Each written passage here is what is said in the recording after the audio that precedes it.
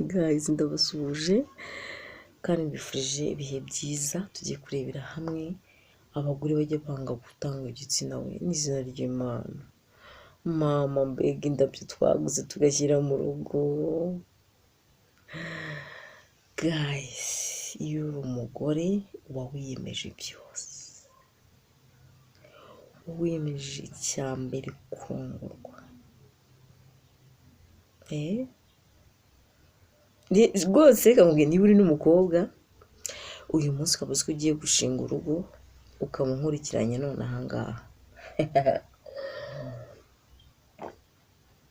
Icya mbere ni uko ugomba kumenya ngo ngiye kuva mu rugo, ngiye gusanga umugabo, ariko igihe azajya nkenerera agomba kuzajya mbona, kuko abagabo uburyo bateyemo ntabwo bajya si umuntu wavuga ngo uyu munsi wamuhaye ngo ejo ngo sinzamuha.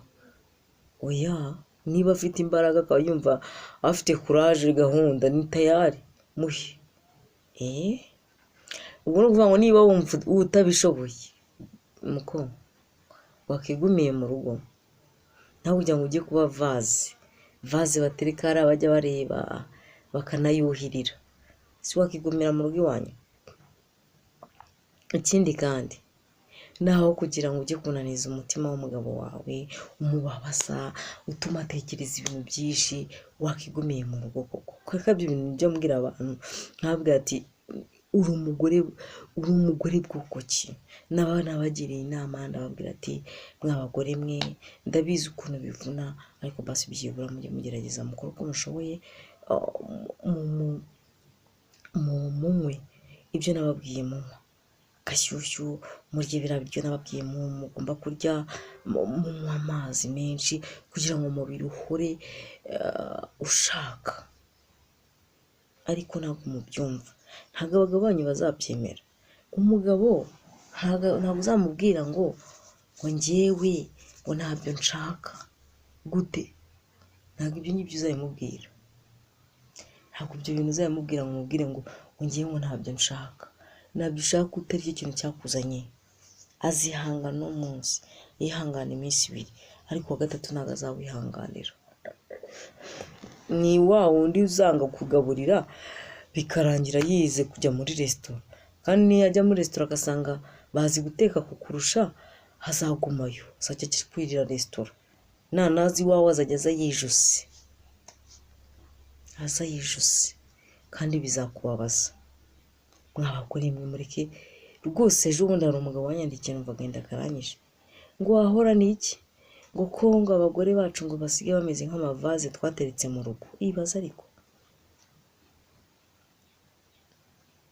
ni akantu kaba kababaje gateye n'ubwoba, ariko abantu tubifata burake, tubifata nk'ibintu byoroheje, tubifata nk'aho ari utuntu bisumva se mvuge ngo iki. Ariko hari ikintu kimwe cyonyine mujya mwirengagiza. Ikintu mwirengagiza ni uko mwirengagiza yuko abagabo bacu badushaka badukunze, natwe tubashaka tubakunze. Ariko simbona ko mukirengagiza, ahubwo mbona mwebwe none uyu munsi nonaha umuntu asigaye ajya kubaka ari tageti. Ari tageti, wakabaye wemera umugabo wawe mukaryamana.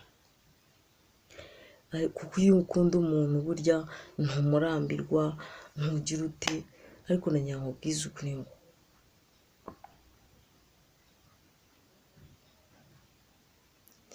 niba muri wowe udashobora gutekereza ngo uvuge ngo njyewe runaka nkwiye guhindura imyumvire. Ejo bundi umusaza wacu yavuze ijambo riranshimisha cyane.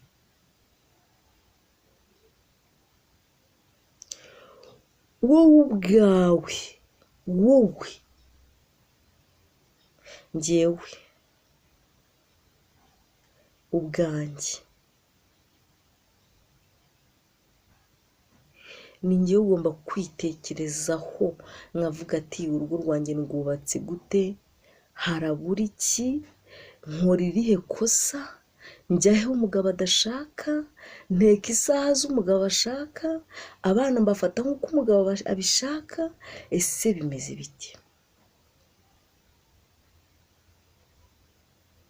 Wowe ubwawe ntabwo ari uzaza kugira inama mubwira ati madamu hindura ibitekerezo, dore wenda amasaha utekera umugabo wawe aramucumuza, dore igihe ukoreshereza abana homework umugabo wenda biramubangamira, kuko hariho umugore ucunganwa n'umugabo yuko agiye gutaha, niba azi ko umugabo ataha saa 3 agatangira guteka saa 2, saa 2 umugabo akahagera saa 3 ibiryo bitarashya, yagera yategeza iminota 30 wenda bikaba birahiye, umugabo akaba aribwo agaburirwa, yamara kugaburirwa bamara kurya agahita atangira ngo muzane homework, umugore agatangira kujya akoresha homework abana saa 4, umugabo akajya mu buriri wenyine. Ibyo bintu ntabwo ari byiza,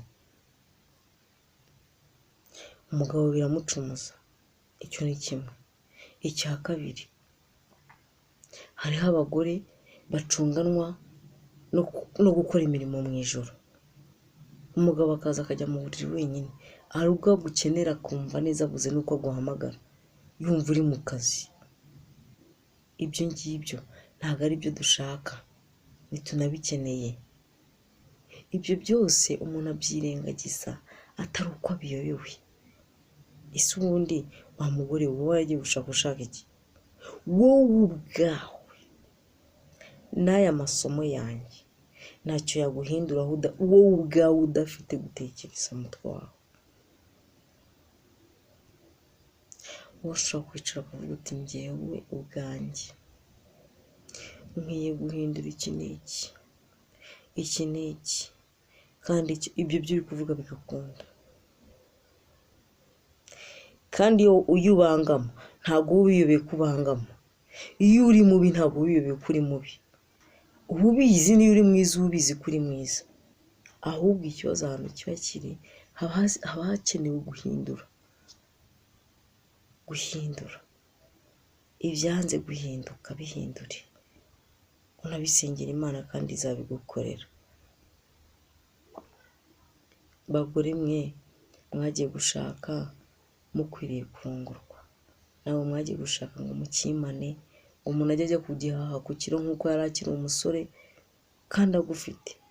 Gusa ubwo urumva biba bitandukaniye, ajya kugihaha ku kiro kandi agufite, wakimuhaye kirarwaye se? Kirwaye birumvikana, ariko mu gihe ari kizima kimuhe. N'ikiwe yaragikoye, yaragisabye, yarakigize ibiki, kimuhe. Mujye mureka ubunebwe, ubwo bunebwe bwanyu bajya bakora no mu matwi aho bisigeze.